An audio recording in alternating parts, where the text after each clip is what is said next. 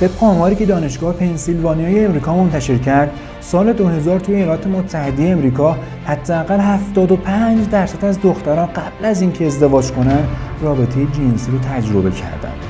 در حالی که 100 سال قبل یعنی سال 1900 فقط 3% از این دختران قبل از ازدواج رابطه جنسی داشتن. سوال مهمیه، بعد از گذشت چند صد هزار سال از زندگی بشر این آمار فقط 3% بود، ولی فقط تو 100 سال این آمار به 75% رسید. مگه چه اتفاقی تو جامعه امریکا افتاد؟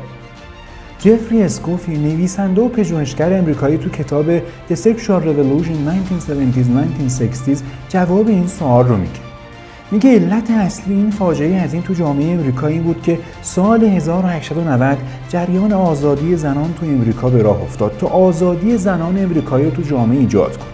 و اولین قدمش این بود که آزادی پوشش و حجاب رو به زن‌ها بده تا آزاد باشن و بتونن هر جور که دوست دارن لباس بپوشن و دیگه تو جامعه حجاب اجباری نباشه. که بالاخره تو سال 1900 موفق شدن.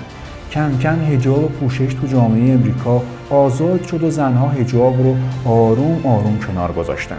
به محض آزاد شدن حجاب و پوشش، آمار تجاوز و رابطه جنسی به شدت اوج گرفت تا اینکه نتیجهش شد این فاجعه وحشتناکی که امروز تو جامعه امریکا می‌بینیم.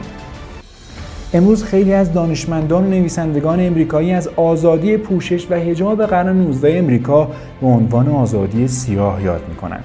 چرا که می‌دونن آزادی حجاب و پوشش قبل از هر چیزی به زن‌ها ظلم کرد، بهشون آسیب زد و حرمتشون رو شکست.